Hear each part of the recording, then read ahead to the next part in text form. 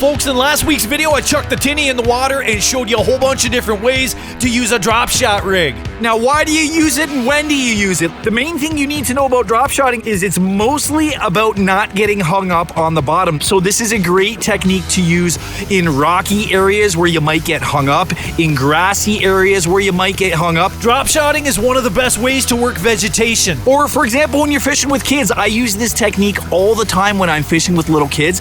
Now you can use this drop shot technique anywhere. I use it on big open sandy flats all the time, and that weight is sort of setting that depth from the bottom for you. As soon as you feel contact with bottom, you know you're in the strike zone. And although I showed you how to tie this rig briefly in last week's video, today we're going way deeper into the weeds, if you know what I mean. We're gonna get into all the details, all the variables, talk about a bunch of different do's and don'ts and hook styles and different sinkers and lines you can use, and we're even gonna discuss pre-tying drop shot rigs and set the internet on fire with this sacrilege.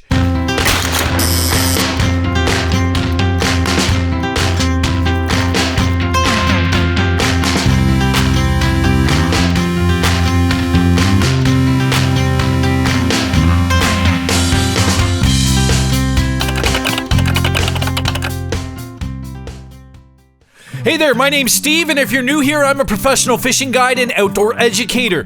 Welcome. Over on my Instagram, I've made hundreds of videos about fishing and fishing techniques, but mostly in little bite-sized pieces, and here on this new YouTube channel, I'm trying to do these videos in much more depth and share a lot more information. So here's everything you need to know and then some about tying drop shot rigs. Alright, so let's talk about drop shot rigs. In case you're not familiar with it, I'm going to show you how to tie one. Now, there's a million tutorials on the internet, I'm sure, about this, but I'm going to show you how to do it in case you're not familiar with the rig. It's very simple. You can tie it yourself. You don't need anything fancy, although there are some special-made drop shot hooks. That's what that guy is, and drop shot type sinkers, which you don't have to have, but they're handy, and I'll tell you why in a second.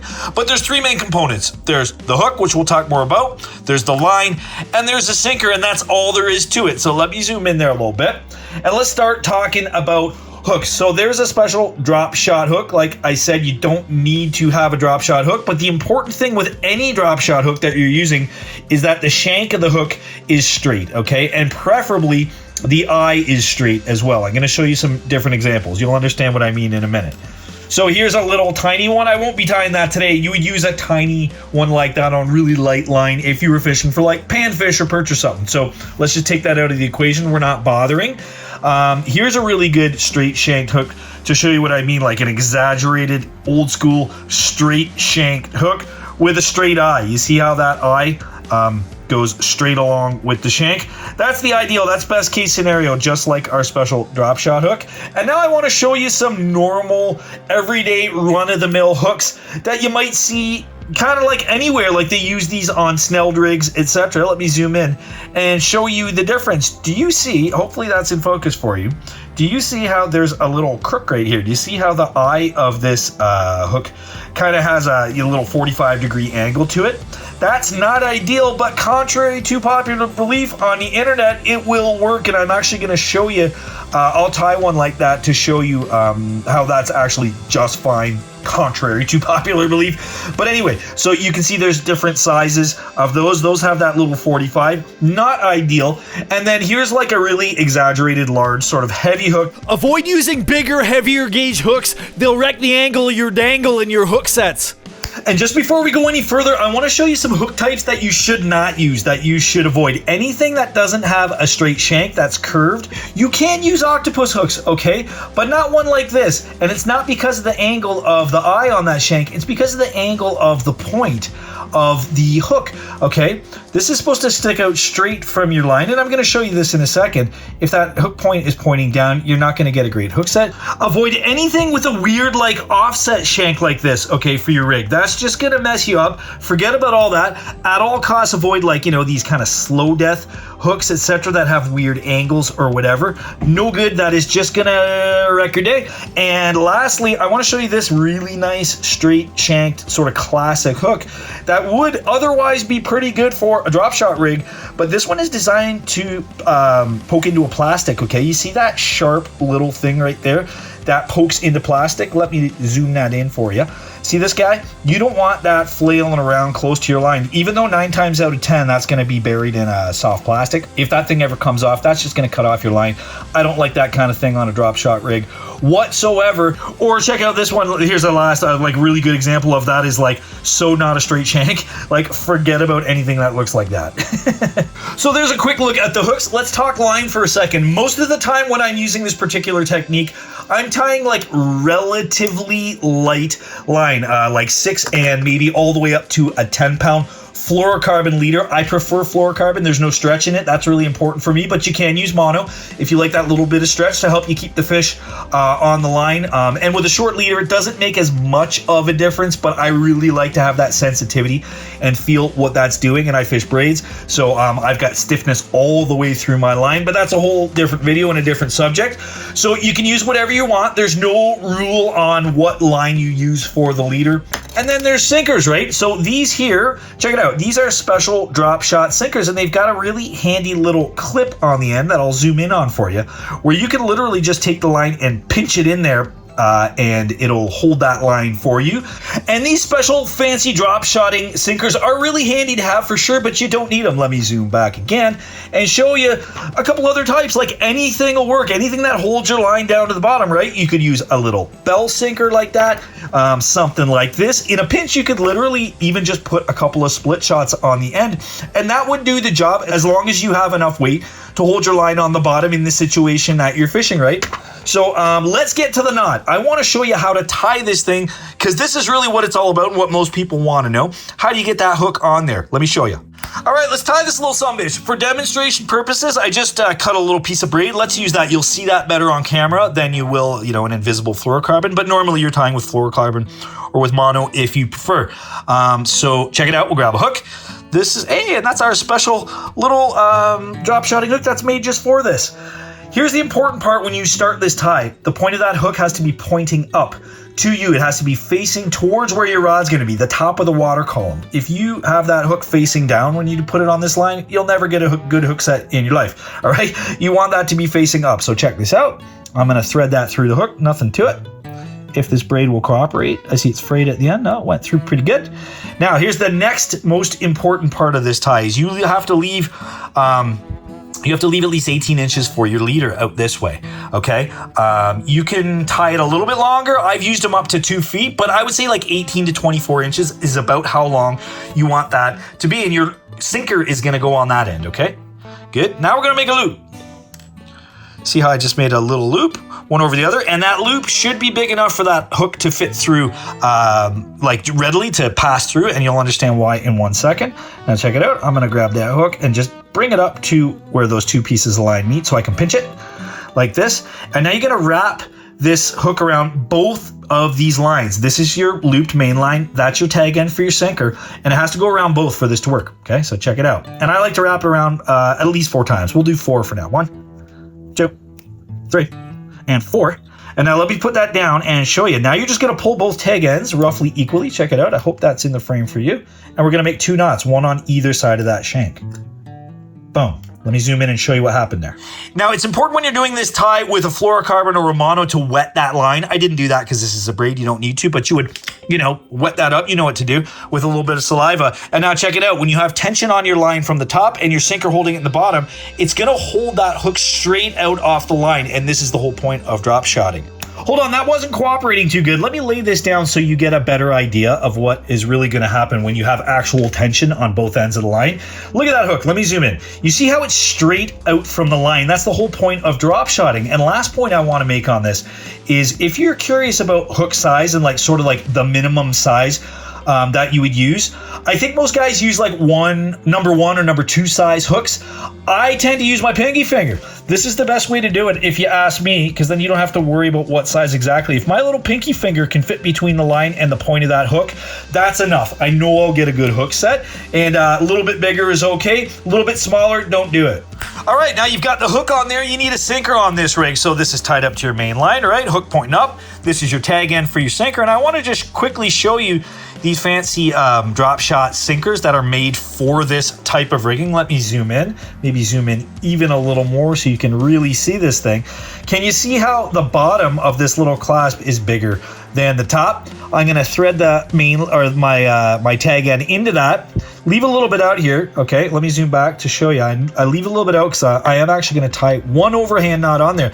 But now all you got to do is pull that up into there, boom, and it's actually on there. That little clasp is made for that. And you can fish this rig just like that. That little clasp is strong enough to hold it on and to take a few bounces, etc. And the reason that it's made like that is because, you know, you're going to get this thing hung up in rocks and stuff all the time, and you can literally just pull that and save your main line, and that will come out with enough tension. Now, I don't recommend fishing it that way. Let me pull that tag end back out a little bit. I always put one single overhand knot on that. It gives it just a little bit more give, especially in a rocky area. You would do that. Check that out. Now that's one single overhand knot, and with enough tension, watch, I can pull that out. If this is really, really stuck, with a few jerks, I can still pull that sinker free and save my main line. So that's what that whole little sinker's about. And there you go, that's the drop shot rig, nothing to it. Look, there's a line, there's a hook, there's a sinker. I showed you the tie. Now, I did promise you that I was gonna show you this, which will cause some controversy, I believe. I'm sure there's gonna be some know-it-alls on the internet who tell me that this isn't possible, but trust me, it is. Do you see that little 45-degree angle on this hook? This is not recommended. You want a straight eye off that shank. You see how that eye is straight on that guy? And that's a purpose-made hook for it. I discovered this because, you know, I was out on the water drop shotting and didn't have any of those left. And I was like, you know what? I'm going to try just a straight up old school standard angled eyed hook. And it works totally fine. And I'll tell you why. I'm even going to show you one that I have tied. You do get a slight upward angle, which you don't want. You want it as straight as possible on that line when you're fishing a drop shot rig. But I tried it, and I don't think I missed a single hook set. And this is probably the reason. Every single time when you put a bait on there, there's a little bit of weight there, and it pulls it down. And it's enough that even if it's this compared to this, you're not going to miss a hook set on that. I'm going to show you one just to make a believer out of you. I actually recommend you try this if you don't have the special hooks or hooks that make sense for this rig that have a super straight shot eye like this, you're right, down the shank. Give it a shot. Totally works. I'm going to show you a rig right now. Just pulled one out of my leader box, and it's all wrapped on there nice. I actually don't want to take it off. Let me zoom in and show you, though, that is indeed an old school Snelly. Look at that. It's got a 45-degree angle off that straight shank. And just to prove it to you, because I know there's going to be people who don't believe me, that's a drop shot weight on it. This is a drop shot rig that I have used in the past. I just had to dig that out of my box. Now, obviously, if you have the right hook, use the right hook that has a nice straight eye on the shank. Obviously, you would do that. But in a pinch, use whatever you got, man. This is the thing about modern fishing. People think everything has to be exactly one way or perfect or whatever. Don't worry about it, man. Go catch fish. Use what you got. Make it work. And 9 times out of 10, it'll be just fine. And super duper duper last thing on this rig is, you might be asking yourself, well, how come you have one pre-tied? Don't most people tie these straight onto their lines?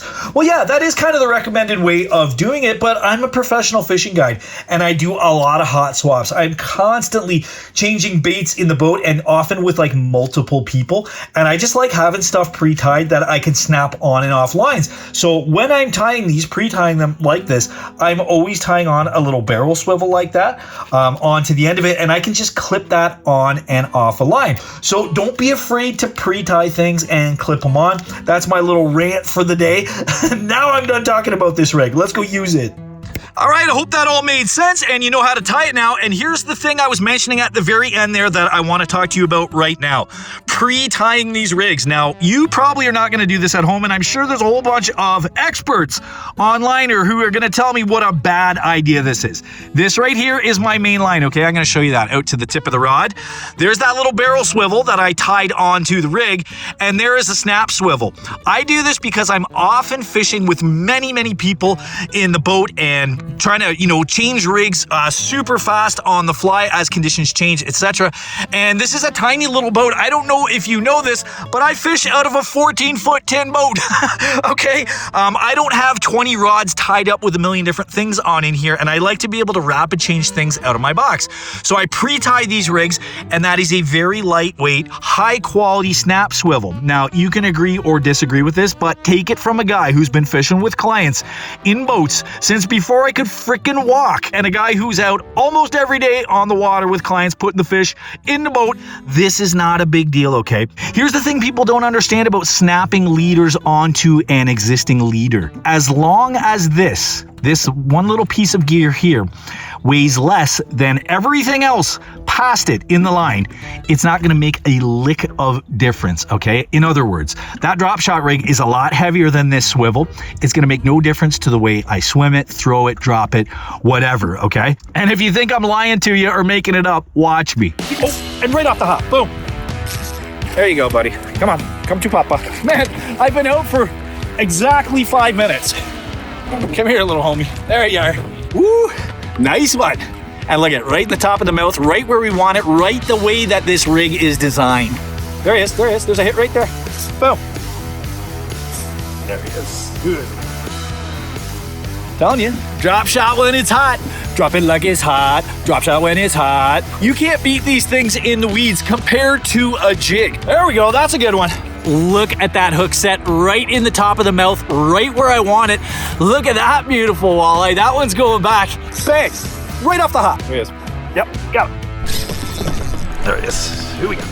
I want to thank you for hanging out all the way to the end of the video. If you're a new fisherman, I hope you learned something new about drop shotting. If you're an experienced fisherman, I hope I gave you some food for thought. Subscribe to the channel if you haven't already. I'm just getting it started. And stay tuned, there's a ton more fishing content on the way, along with hunting, foraging, mushroom hunting, home cooking, organic gardening, you name it. Catch you next week.